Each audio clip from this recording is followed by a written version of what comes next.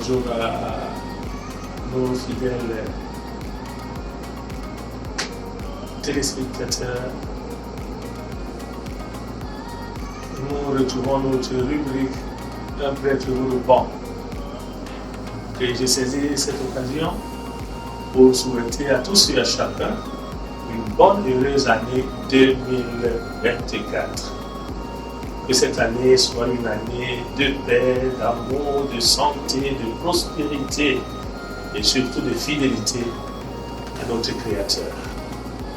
Nous avons reçu ici quelques questions qui nous viennent des internautes. 3. La première question. Est-ce qu'une personne, mon père, qui vit dans le concubinage, peut-elle être parrain ou marraine? Belle question. Le concubinage est un état de péché. Il faudrait tout d'abord le souligner. C'est un état de péché. Et la doctrine de l'Église catholique nous enseigne ceci. Pour être parrain ou marraine, il faut être un chrétien catholique qui a déjà reçu les 3 sacrements de l'initiation chrétienne ayant au moins 16 ans, c'est-à-dire le baptême, la confirmation et l'Eucharistie. Au niveau de l'âge, l'évêque peut décider autrement. Mais cette personne, si elle est célibataire, elle ne doit pas être dans une situation de péché comme le concubinage. Si c'est un chrétien qui est engagé, il doit être marié à l'Église. Donc soulignons de prime abord qu'un concubin ou une concubine ne saurait être parrain ou marraine. Si quelqu'un vit dans le concubinage et qui souhaiterait être parrain ou marraine, l'Église ne vous rejette pas. Il faut régulariser votre situation à l'Église. Et là, vous aurez cette possibilité d'être parrain ou marraine. Merci. Je pense que nous avons apporté la lumière à cet internaute qui nous a posé cette question. Le second internaute, nous disons sa question. Bonjour mon père. Comment choisir un bon parrain ou une bonne marraine? C'est une très belle question. Le plus souvent, quand certaines familles, je dis certaines, pas toutes, veulent confier leurs enfants à un parrain ou à une marraine, certains choisissent des personnes en fonction de leur bourse. Parce que ces personnes vont offrir des cadeaux aux enfants, ces personnes vont devenir des bienfaiteurs. Mais non, n'oublions pas que le baptême, c'est une nouvelle naissance de l'enfant. L'enfant va connaître une autre naissance sur le plan spirituel.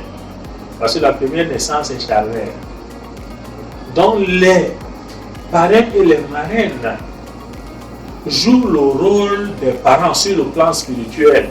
Parce qu'ils doivent accompagner l'enfant et aider l'enfant à grandir dans la foi. Donc pour choisir un bon parrain ou une bonne marraine, il faudrait voir les personnes qui ont la crainte de Dieu, les personnes qui maîtrisent la doctrine de l'Église, les personnes qui ont le souci d'accompagner l'enfant et de veiller sur sa foi, et qui sont des exemples pour les enfants. Il ne faut pas choisir les parrains comme j'ai l'habitude de le dire. Les parrains ou bien les marraines d'un jour. On ne leur voit que le jour où l'enfant reçoit son baptême, après ils disparaissent. Mais non. Donc, les parents ont un grand rôle à jouer dans le choix des parrains et des marraines. Il ne faudrait pas que, en voulant biaiser, demain après demain, vous vous plaignez que j'ai confié sur le plan spirituel mon enfant à telle ou telle personne et cette personne ne s'occupe pas de mon enfant. Et de l'autre côté, vous ne pouvez pas prendre votre enfant, le confier à un sectaire, à une sectaire. Maintenant, donc vous devez veiller. N'oublions pas que même si les parents et les marraines sont là, les premiers éducateurs des enfants, ce sont des géniteurs. Et les géniteurs ne doivent pas démissionner de leur mission. Ce n'est pas parce qu'il y a un parrain ou une marraine que vous allez, comme géniteur, abandonner l'éducation religieuse et spirituelle de vos enfants. Non, vous devez y veiller. Je vous remercie. Dernière question qui nous vient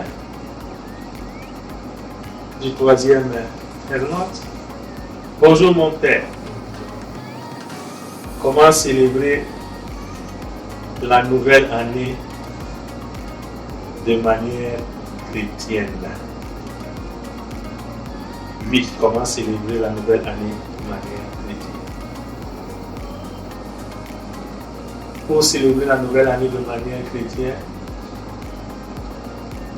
la recette nous est donnée par Dieu lui-même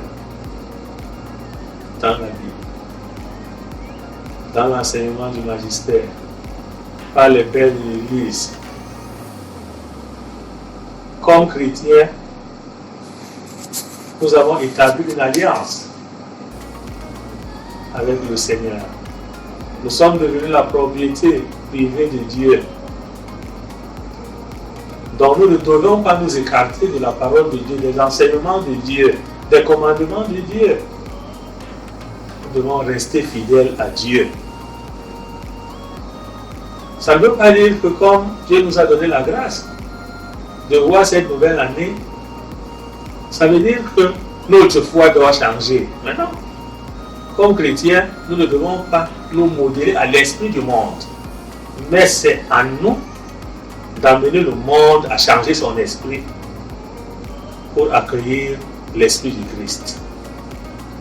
Et comme Saint Paul nous le disait, nous sommes dans le monde sans toutefois être du monde.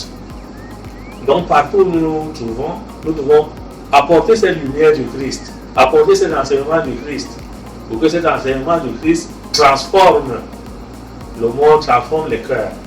Nous sommes aujourd'hui dans une société qui est brutale, dans une société où on connaît la haine, les guerres. Nous devons être les artisans d'amour, les ambassadeurs de la paix, les ambassadeurs du pardon, les ambassadeurs de la réconciliation. Et si chacun de nous le fait dans sa famille, dans sa société, dans son quartier, là où il vit, je crois que nous allons vivre une année d'une manière chrétienne comme le Seigneur le veut et comme il. Je vous remercie.